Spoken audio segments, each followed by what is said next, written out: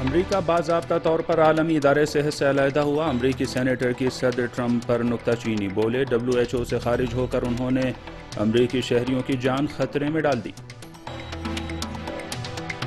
پاکستان میں پہلی قومی وینٹیلیٹر ساز کمپنی کا افتتاح، وزیر اعظم عمران خان نے کہا ملک کے خود انحصار ہونے کی جانب ایک اہم قدم ہے، صحت کے شعبے پر توجہ مرکوز کی جائے گی۔ چین میں ایک بس دریا میں گری، 21 طلباء جاں بحق، 15 زخمی، امتحان دینے کے لیے جا رہے تھے طلباء۔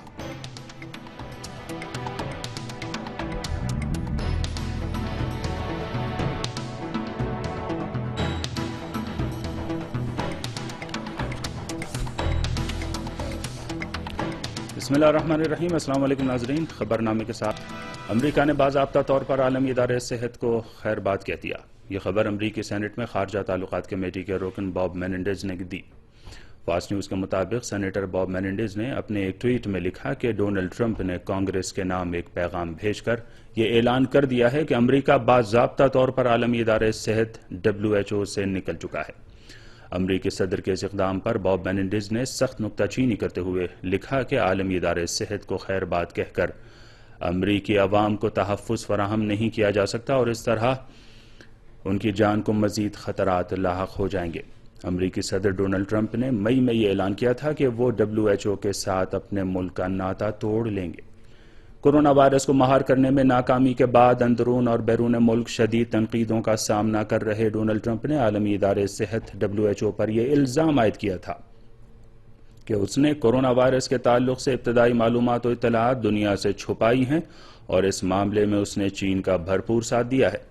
ٹرمپ نے 14 اپریل کو یہ دعویٰ کرتے ہوئے کہ کورونا وائرس پر ابتدائی میں قابو پایا جا سکتا تھا WHO کی مالی امداد بند کر دی تھی۔ خیال رہے کہ اس وقت امریکہ کورونا متاثرین کے لحاظ سے دنیا میں پہلے نمبر پر ہے، جہاں اب تک 30,97,000 افراد کورونا وائرس کا شکار ہو چکے ہیں، جن میں سے 1,34,000 افراد کو اپنی جان گنوانی پڑی ہے۔ ٹرمپ انتظامیہ اب تک کورونا کو قابو میں کرنے کے تعلق سے کوئی خاطر خواہ کارکردگی پیش نہیں کر سکی ہے۔ پاکستانی وزیر اعظم نے طبی آلات کی تیاری میں پاکستان کو خود انحصار کرنے کی سمت ایک اہم قدم اٹھاتے ہوئے ملک کی پہلی قومی وینٹیلیٹر ساز کمپنی کا افتتاح کیا۔ عمران خان نے ہری پور میں نیشنل ریڈیو اور ٹیلی مواصلات کارپوریشن NRTC میں وینٹیلیٹر فیکٹری کا افتتاح کرنے کے بعد کہا کہ یہ ملک کے لیے ایک اہم کامیابی ہے اور اس کے لیے میں پوری ٹیم کو مبارکباد دیتا ہوں۔ انہوں نے کہا کہ اب حکومت کی توجہ صحت کے شعبے میں اصلاحات پر مرکوز ہوگی۔ اس وبائی مرض کے جواب میں اور معیشت کو تیز تر رکھتے ہوئے اسمارٹ لاک ڈاؤن کو اپنانے کی ہمارے طریقہ کار کو بڑے پیمانے پر تسلیم کیا گیا ہے اور اب ہماری توجہ صحت کی جامع اصلاحات پر مرکوز ہوگی۔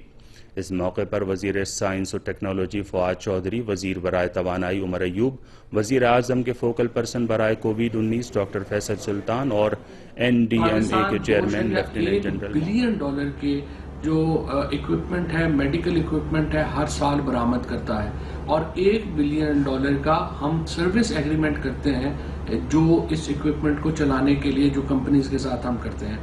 اس بہت بڑے انیشیٹو کے نتیجے میں پاکستان کے اندر ایک بہت بڑی صنعت جو ہے الیکٹرو میگنیٹک کی، یعنی جو ہماری میڈیکل آلات کی جو ایک بہت بڑی صنعت ہے، اس کا آغاز ہوگا اور انشاءاللہ پاکستان کو اگلے 3 سالوں میں ہم $1 بلین جو کی امپورٹ جو ہے وہ بچائیں گے اور 5 سالوں میں انشاءاللہ مجھے امید ہے کہ پاکستان کو بیرونی دنیا سے کوئی بھی جو میڈیکل اکوپمنٹ ہے وہ منگوانا نہیں پڑے گا۔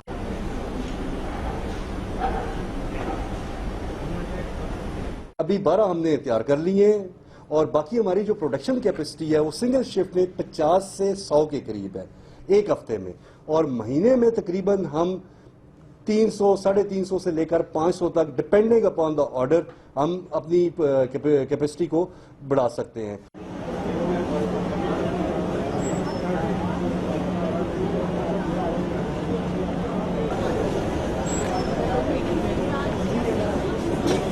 بیسیکلی یہ جو وینٹ ہے یہ ٹرکی میں اور یورپین کنٹریز میں اس وقت ان پلیس ہے، یہ ادھر کام کر رہا ہے۔ یہ دس از اے پورٹیبل وین جو کہ ہاسپٹلس میں، ایمبولینسز میں، اور سب سے اچھی چیز اس میں یہ ہے کہ یہ گھروں میں بھی یوز کیا جا سکتا ہے۔ It is a high quality material کیونکہ it is C certified European standards کے مطابق ہے۔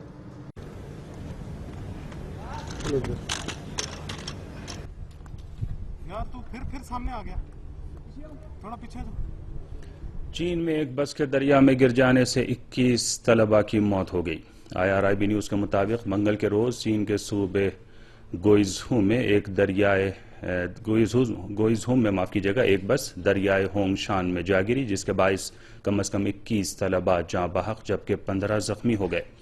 رپورٹ کے مطابق یہ طلباء کالج انٹرنس کے امتحان میں شرکت کے لیے جا رہے تھے کہ سڑک کنارے کسی چیز سے بس ٹکرا گئی اور بعد میں دریا میں جا گری۔ مقامی ذرائع کے مطابق 55 ماہر غوطہ خوروں پر مشتمل 200 افراد کی ٹیم نے جانی نقصان کو کم سے کم کرنے کی کوشش کی، تاہم 21 افراد کو اپنی جان سے ہاتھ دھونا پڑا۔ حادثے کی واقعی وجہ کا پتہ لگانے کے لیے تحقیقات شروع کر دی گئی ہیں۔ ایک ماہ کے التوا کے بعد چین میں کالج انٹرنس کے امتحانات منگل کے روز شروع کر دیے گئے ہیں۔ چین کے ساتھ مشرقی لداخ میں سرحد پر چل رہی کشیدگی کے درمیان ہندوستان کے وزیر دفاع راج ناتھ سنگھ نے اعلیٰ سطحی میٹنگ میں سرحدی علاقوں میں مختلف بنیادی تعمیراتی منصوبوں کی ترقی کا جائزہ لیا۔ UNI کے مطابق اس میٹنگ میں سیکریٹری دفاع ڈاکٹر اجے کمار اور وزارت دفاع کے متعدد سینئر حکام نے شرکت کی۔ ہندوستان کے وزیر دفاع نے سرحدی علاقوں میں چیک پوائنٹ تک رابطے کے ذرائع اور وہاں جاری تعمیراتی کاموں کی صورتحال کا جائزہ لیا۔ اس کے علاوہ میٹنگ میں اسٹریٹجک اہمیت کی حامل سڑکوں، پلوں اور سرنگوں کے تعمیراتی کام کے بارے میں بھی تبادلہ خیال کیا گیا۔ ہندوستان کے مربوطہ حکام کے مطابق بارڈر روڈ آرگنائزیشن نے گزشتہ برس 30% زیادہ کام کیا ہے۔ ہندوستانی حکام کا کہنا ہے کہ مذکورہ تنظیم نے کورونا وبا کے دوران بھی بغیر رکے مختلف منصوبوں کے تعمیری کام کو جاری رکھا اور 60 سال کا ریکارڈ توڑتے ہوئے اس سال اسٹریٹجک اہمیت اور عام استعمال کی سڑکوں سے مقررہ وقت سے 1 ماہ قبل ہی برف ہٹا دی۔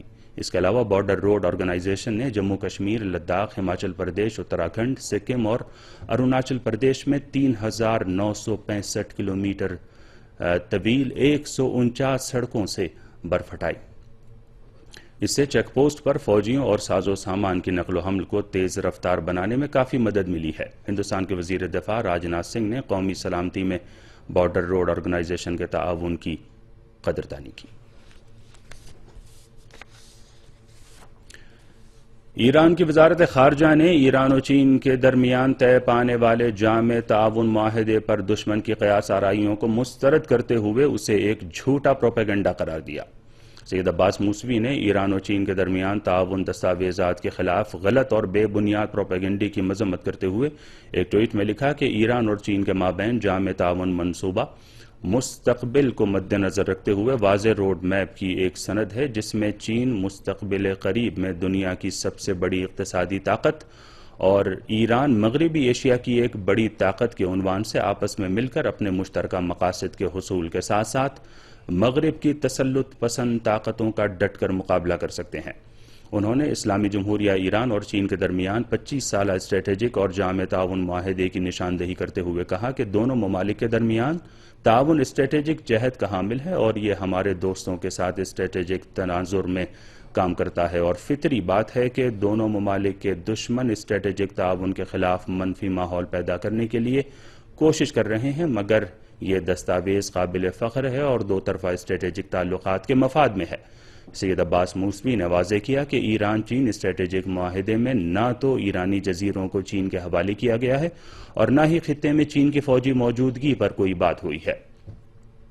انہوں نے ان جیسی باتوں کو دونوں ممالک کے دشمنوں کا پروپیگنڈا قرار دیا اور کہا کہ ایران اور چین کے مشترکہ مفادات کے دشمن بے بنیاد اور من گھڑت دعوے کر کے دونوں ممالک کے مشترکہ مفادات کو خطرے میں ڈالنے کی کوشش کر رہے ہیں، مگر انہیں ان اقدامات سے کچھ حاصل ہونے والا نہیں ہے۔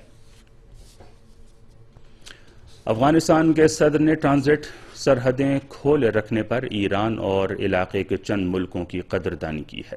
ہمارے نمائندے کی رپورٹ کے مطابق افغان صدر اشرف غنی نے کابل میں ویڈیو کانفرنس کے ذریعے پڑوسی اور علاقائی ممالک کے مشاورتی اجلاس میں کورونا کے پھیلاؤ کے زمانے میں افغانستان تک سامان پہنچنے کے لیے تجارتی سرحدیں اور ٹرانزٹ راستے کھولے رکھنے کے لیے ایران، پاکستان، ازبکستان، ترکمنستان، جمہوریہ آذربائیجان، قزاقستان، ہندوستان اور ترکی کا شکریہ ادا کیا۔